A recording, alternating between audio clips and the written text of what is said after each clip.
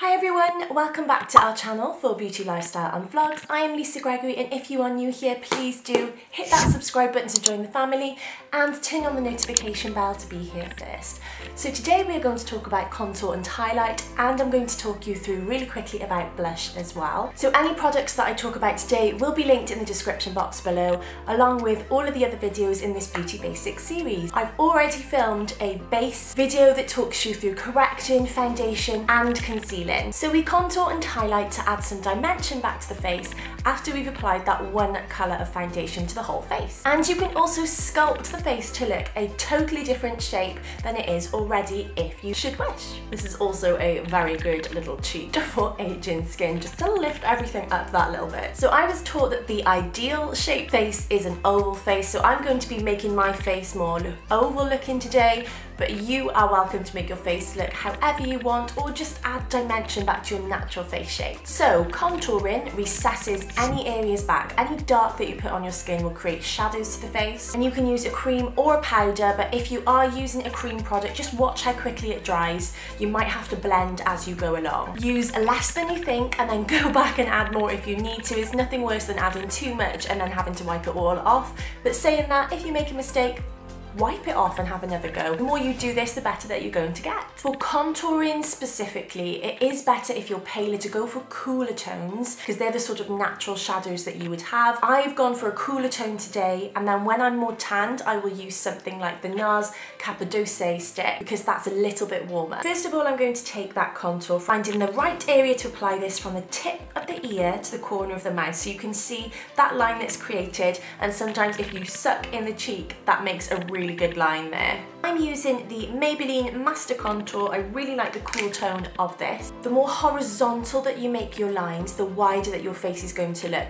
And the more angled that you make your lines, the longer that your face is going to look. This is also ideal if you have a round face shape and you did want to change it, to add more angles back in. And if you've got a really slim face and you did want to make it look a little bit wider, for example, you might want to do this for stage makeup, then you would add those lines going horizontally. So my face is oval at the top, and then it comes down sort of square at the sides and pointy here. So I don't have a natural curve at the bottom, so that's why I tend to try and contour the bottom here to come up a little bit, and then I don't need too much at the top of my head. So I'm just adding some on the sides of the head just to elongate the face just that little bit more, and it's really important here that when you do blend it in, you blend it into your hairline. If you do the top of your head, it will shorten your face, so just bear in mind sort of how much you do apply to the very top of your head. I always feel that everybody should apply a small amount along the jawline just to bring the shape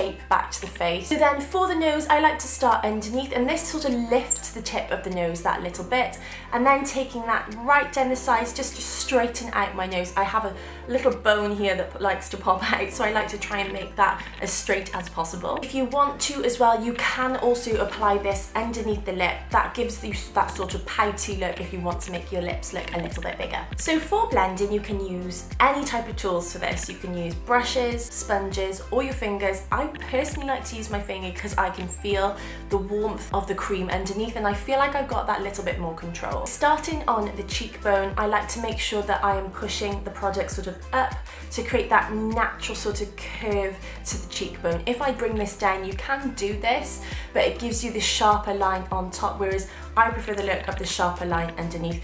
Try all the different ways and see which suits your face better. The sides of the head then, I just like to sort of blend this in, as I said, making sure that you're getting right into the hairline. And for the jawline then, I like to push down, because that's where the natural shadow would be. Your shadow wouldn't be actually on your face, it would be from your jawline and down. The nose then, again, I like to use my fingers, so I start with underneath, blending that out, making sure that it's not running too far into my foundation. And the same with the sides of the nose, so I just push that up, aiming towards the start of my brow to make sure I've got that straight line. And if it's moved too much one way or another, you can always go back in with your sponge or your tool to pat out foundation, and then I like to go back in with the highlight afterwards. So that contour is going to be set very soon with some powder products, so stay tuned for what I'm going to use for that. But we are going to discuss highlighting now, and highlighting is not concealing, so just see the previous video if you want to see what that is. But highlighting is bringing bringing everything forward. So anything light that you put onto your face will bring those features forward. I will also link some of my favourite concealers below. But today I'm going to be using the Tarte Shape Tape. This is a full coverage concealer and it's a lot lighter. So that's why I'm using this concealer for this part of the routine. So the features that I want to kind of bring forward or sharpen are the top of my lip. This gives sort of that pouty look here, just underneath the jawline to create that sharper look. And then even though I've concealed under the eyes, I want a little bit more brightness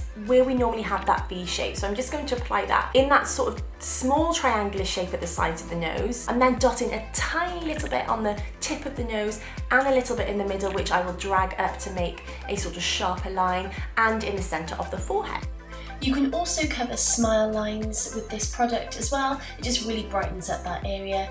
And you can also create a more youthful look by applying this to the inner corner of the eyes to brighten that area. You can use your fingers to blend this in, but I like to use the sponge for this. I just feel like I get a softer look with this product by using the sponge. And you can squeeze it as small as you need to make sure you don't over blend those areas. So for example, I don't want to make my chin look too wide, so with that sponge I'm really squeezing it and making sure I'm just applying it in that elongated direction. The same with the tip of the nose as well. I don't want to make it look wide, so I'm making sure I'm squeezing that sponge and just taking that right down the centre of the nose. Just going to continue that with the rest of the face. Before I go on to anything else, I do like to just set those areas with the powder. So I'm using the Laura Mercier Secret Brightening Powder here. This is a very white powder. So then on to cream highlights then. These are the ones that I like to use that reflect the light then. And I'm going to put these just on the high points of the face, the bits that I want to really draw out towards your eye.